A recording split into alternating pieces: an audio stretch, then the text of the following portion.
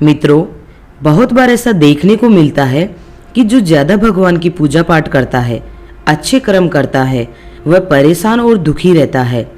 और वही जो बुरे कर्म करता है, भगवान को भी नहीं मानता, कभी पूजा पाठ नहीं करता, कभी संतों का संग नहीं करता, वह सबसे ज़्यादा सुखी जीवन जीता है। यह सब चीज़ें देखकर कभी कभी हमारे मन में विचार आता है कि भगवान ही गलत है।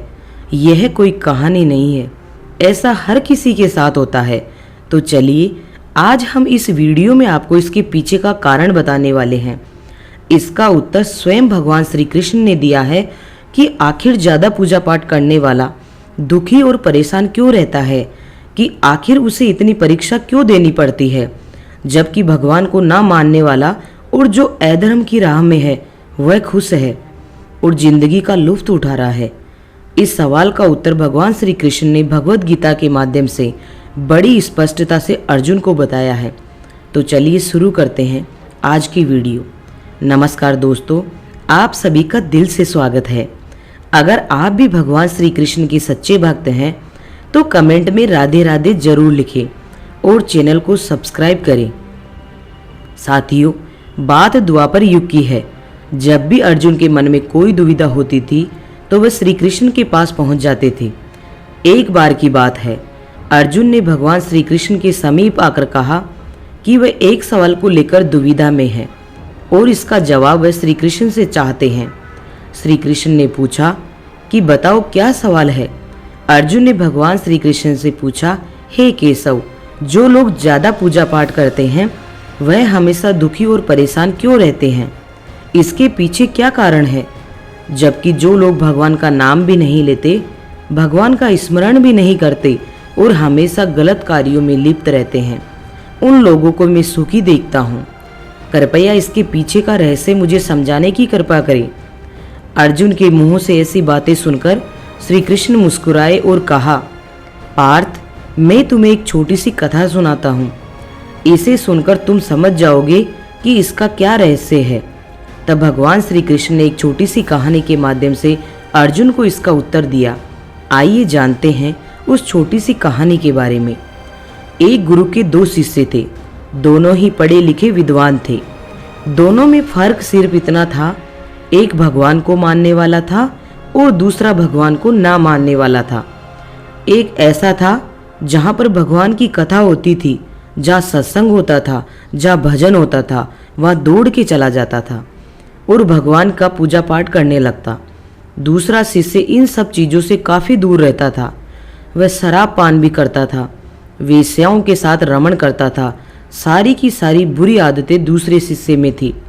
एक दिन ऐसा हुआ कि एक शिष्य शराब पीकर अनाप शनाप बोलते हुए रास्ते में पैदल चलते हुए अपने घर को जा रहा था। अचानक उसको रास्ते में पैसों से भरा एक बैग मिल जाता है।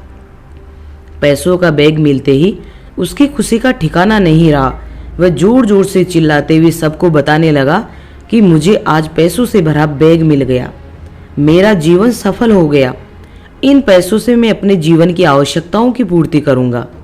वहीं दूसरा शिष्य मंदिर से भजन करते हुए अपने घर को जा रहा था।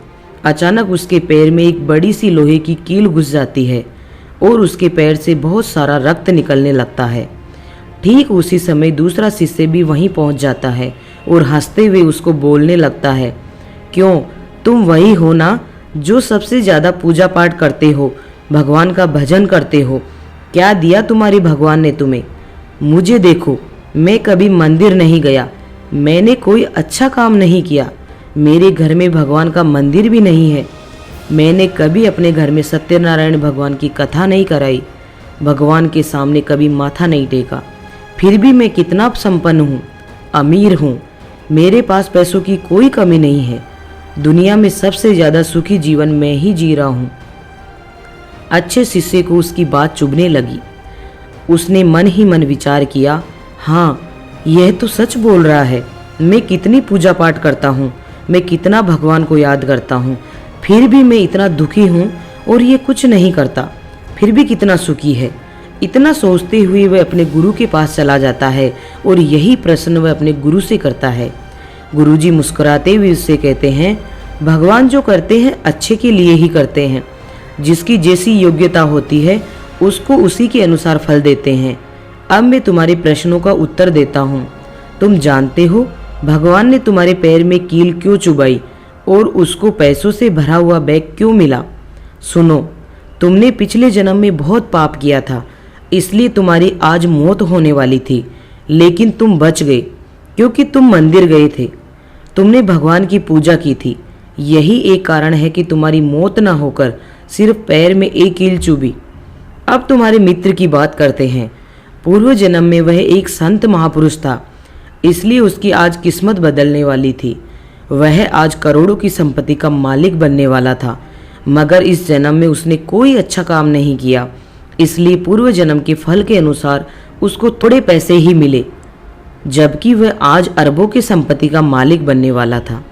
इसलिए भगवान को दोष देना छोड़ दो, अपने वर्तमान के समय का सदुपयोग करो, भविष्य अपने आप सुधर जाएगा। गुरुजी की बातें सुनकर उसकी आंखें खुल गई और वह फिर से अपने पूजा पाठ में लग गया। जीवन में वाणी पर काबू रखना अनिवार्य है, क्योंकि वाणी से दिए हुए घाव कभी नहीं भरे जा सकते। जीवन में कभी मौका मिले तो किसी के लिए सारथी बनना, स्वार्थी नहीं। परमात्मा के सिवाय कोई भी हमें सच्चा प्यार नहीं कर सकता है। बाकी सब रिश्ते केवल लेन देन पर निर्भर करते हैं।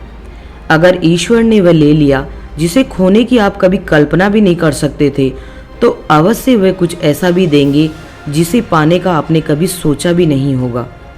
भगवान श्री कृष्ण ने अर्जुन से कहा, अब तो आपको पता चल गया होगा कि आखिर ज्यादा पूजा पाठ करने वाला दुखी और परेशान क्यों रहता है, कि आखिर उसे इतनी परीक्षा क्यों देनी पड़ती है, जबकि भगवान को ना मानने वाला और जो अधर्म की राह में है वह खुश है और जिंदगी का लुत्फ उठा रहा है। तब अर्जुन ने कहा, किशन, अब मुझे संपूर्ण ज्ञान हो गया है। इतना कहकर अर्जुन ने भगवान श्री कृष्ण को प्रणाम किया। अगर वीडियो पसंद आया हो तो वीडियो को लाइक और अपने दोस्तों के साथ शेयर करें, साथ ही हमारे चैनल को सब्सक्राइब करें। धन्यवाद।